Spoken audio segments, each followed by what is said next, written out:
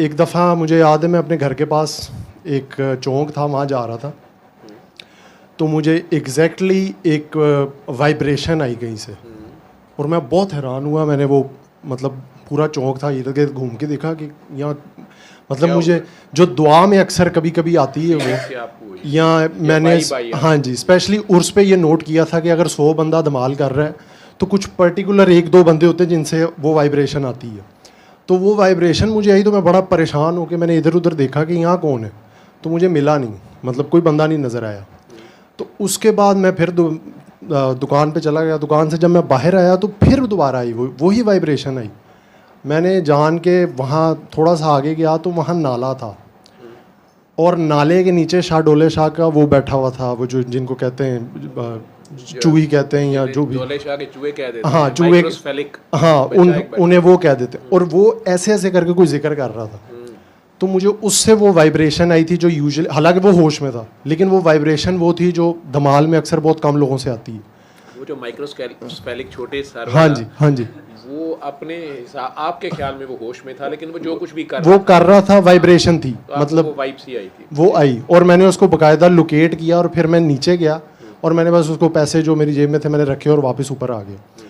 तो उसका मतलब मेरे कहने के बात करने का इसका जवाब मेरे नज़दीक ये है कि जिसको तो डिवाइन हिजान आया है तो उसका तो कसूर नहीं है, लेकिन जो जाके उंगली देता है उसका है। मेरे नज़दीक ये जवाब। शाबाश, बहुत ही खूबसूरत जवाब है। मुझे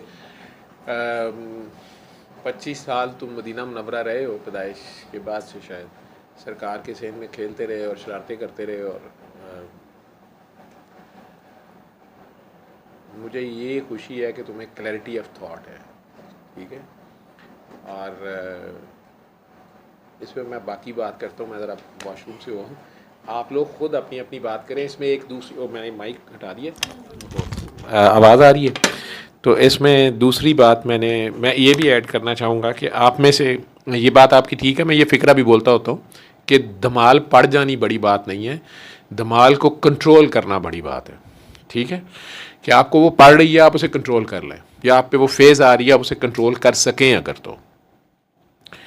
और इसमें मौसीकी का कितना रोल है, ठीक है, वो मैं एक्सप्लेन करता हूँ। वो बच्चे का जो सवाल है वो ये एंगल समझ रहा है कि शायद एक ख़ास मौसीकी लगा के और लोग ख़ुद से अपने ऊपर धमाल तारी करते हैं और हिजान में चले जाते हैं, और फिर उसका शायद कोई उन्हें मज़ा आता है, या वो उसकी कोई स्टेट ऑफ एक्सटेसी है कोई, और उसको अचीव करते हैं, जो कि अगर कोई ऐसा कर रहा है तो वो गलत कर रहा है। अब ये है क्या, वो मैं बात करता हूँ आके, और आपकी बात से एग्री भी कर रहा हूँ काफ़ी हद तक। ये माइक्रोस्फेलिक, या जिन्हें दौले शाह के चूहे कहते हैं, ये आपने देखे होंगे, उनके सर बहुत छोटे से होते हैं और उन बेचारों को भीख मांगने के लिए लोग यूज़ कर रहे होते हैं। इसके बारे में मैंने खुद तहकीक नहीं की, जो गुजरात के लोग हैं उन्हें पता होगा, जो शाहदौला का दरबार है, कि वहाँ कई लोग मन्नत मान के बच्चे छोड़ जाते हैं। ये बच्चे मेडिकली पूरी दुनिया में वैसे भी पैदा होते हैं। कुछ बच्चे ऐसे पैदा होते हैं माँ के पेट में से, जो भी उसकी वजूहात होती हैं, मेडिकल साइंस को उसका नहीं पता, लेकिन उनका सर डेवलप ही नहीं करता, दिमाग डेवलप ही नहीं करता, और जब वो पैदा होते हैं तो उनके सर बहुत छोटे होते हैं, उसे कहते हैं माइक्रोस्फेली।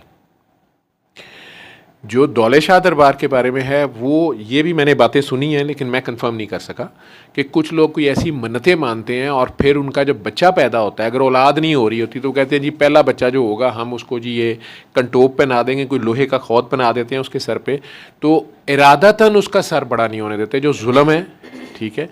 और मैं नहीं समझता कि शाहदौला की जिसे कह लें कि तालीमात में ये होगा। मेरी चूँकि उस पर रिसर्च या इल्म बहुत कम है, मैं बोलता नहीं हूँ, लेकिन ये हो नहीं सकता अल्लाह वाले किसी बंदे ने कहा। हाँ, लोग खुद ऐसा बच्चा जो माइक्रोस्फेलिक पैदा हो गया है, या जैसे कोई ट्रांसजेंडर घर में पैदा, हिजड़ा पैदा हो गया बच्चा, तो उसकी कोई ज़िम्मेदारी घर वाले नहीं लेते और उसको छोड़ देते हैं, और वो बेचारा अपने गुरु शुरू ढूंढता है, और वो सारा दूसरे मुल्कों में तो उनके राइट्स हैं, ठीक है। लेकिन जो माइक्रोस्फेलिक है, या ऐसे बच्चे सीपी चाइल्ड अल्लाह लोग उन्हें कह देंगे, वो कुछ लोगों को तो मैंने देखा है, मैं ऐसी माओं को जानता हूँ जिन्होंने ऐसे बच्चे 25-25, 30-30 साल अपने घर रखे, पाले, उनकी खिदमत की, और उनकी हर चीज़ का ख्याल रखा, चाहे वो चारपाई से उतर भी सकता था कि नहीं, या वो क्रिपल था, या वैसे वो सेंसेस ही नहीं थी उसकी, तो वो ड्राइंग रूम में ही पखाना पेशाब कर रहा है या किचन में आके गंद डाल रहा है या किसी मेहमान से बदतमीज़ी कर रहा है, उसके बावजूद उन्होंने उस बच्चे से पूरी ड्यूटी की। और लेकिन ये बहुत थोड़ों को जानता हूँ, ज़्यादातर का यही हाल है कि वो ऐसे बच्चों के यहाँ मरने की दुआएं कर रहे होते हैं। सऊदीया में तो पूरे पूरे हॉस्पिटल्स इनके बने हुए हैं और वो उनमें छोड़ के कोई वापस नहीं आता कभी, और वो चल रहा है, क्योंकि उनके पास पैसा है तो वो उन्हें सपोर्ट करते हैं। और बहुत ज़्यादा हैं ये बच्चे वहाँ, ये बहुत ज़्यादा हैं मेंटली क्रिपल जो बच्चे हैं, और उनके हॉस्पिटल्स हैं फिर बने हुए, वहीं पे वो डेथ हो जाती है, वो खुद ही दफनाते रहते हैं। जो अमला है, पूरे हॉस्पिटल्स हैं इस चीज़ के। लेकिन हमारे यहाँ दरबारों पे छोड़ जाते हैं, ठीक है। और फिर उसको इस तरह के बुर्दा फरोश को, इस तरह का बच्चा पकड़ के उसको मांगने के लिए, आपको इमोशनली ब्लैकमेल करने के लिए, तो हम प्रेस लोग जो होते हैं या घरों के दरवाजे नॉक किए, उन्होंने कहा कि इसको कुछ नहीं देंगे तो आपका सत्यानाश हो जाएगा। वो स्पिरिचुअली वो बच्चा अगर ज़रा से भी सेंसेस रखता है, वो तो एक मासूम है, और मासूम, और वो अल्लाह से जुड़ा तो हुआ ना, मालिक तो उसका है ना, खालिक तो उसका है ना। उसकी दुनिया की माँ ने उसे छोड़ दिया होगा, उस 70 माओं से ज़्यादा प्यार करने वाले ने तो उसको नहीं छोड़ा होता। अब उस बेचारे की, जो जिसको आपने देखा, उसकी पता नहीं क्या फेस थी, उस पर क्या गुजर रही थी, हालांकि वो गंदे नाले पे जाके बैठा हुआ था, लेकिन वो पाकी पलीती और उस पर शरीयत लग ही नहीं रही है। वो उस वक़्त किस स्पिरिचुअल फेज़ में था, और वो चूँकि आप हमारे साथ रहे हो इस सारे में, तो आपने उस चीज़ को फ़ील किया वहाँ पे। वो शायद उस शहर की किसी ने कोई जुल्म किया था और वो रब से दुआएं मांग रहा था उनके लिए, वो खैर मांग रहा था। कई बार ये लोग जो होते हैं चलती फिरती दुआ भी होते हैं, और इन्हें तंग करने वाला सारी 7 नस्लें भी फंस जाती हैं। मैं वो भी डील करता हूँ और मुझे पता होता है।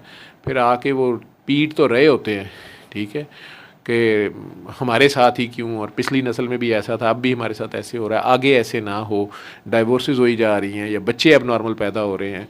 कल परसों ही मैं एक फैमिली को डील कर रहा था, वो कह रहे थे कि जी हमारे क्लिनिक भी आए थे कि जी देखें ये तीसरी जनरेशन है, तो हमारा क्या कसूर है। और वो सारा, तो वो जिसको आपने मारा बेगुनाह को, या किसी यतीम को, या किसी को एक्सप्लॉइट किया, उसका क्या कसूर था? उसकी भी तो पूरी नस्ल आगे से चलेगी ना। जिसको आपने मार ही दिया बेगुनाह, तो उसकी नस्ल वहाँ रुक गई ना।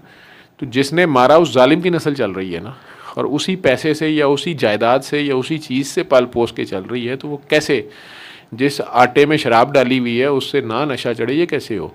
तो वो सारा तो अपनी जगह आ रहा होता है जुल्म का। तो इन मासूमों का या मजलूमों का जो है, वो अल्लाह ने अपना मुसरफ एक रखा होता है, उसकी अपनी एक वाइब्स होती हैं। वो आपने उसको देखा, आपको फ़ील हुआ, और वो कोई अपने पे तारी तो नहीं कर रहा था। हाँ, महज़ब कौमों में जहाँ पे उनके पास बहुत पैसा है, उन्होंने इन लोगों के लिए अलहदा सेंटर्स रखे हुए हैं या इन्हें अलहदा हॉस्पिटल्स हैं। हमारे तो यहाँ जो 100% ठीक हैं, उनको रोज़ी रोटी देने का मसला पड़ा हुआ है, ठीक है। तो बहरहाल नफसा नफसी है, लेकिन अल्लाह हमें इस मुश्किल वक्त से निकालेगा इंशाल्लाह, और अच्छे दिन आएंगे। एक कोशिश तो है।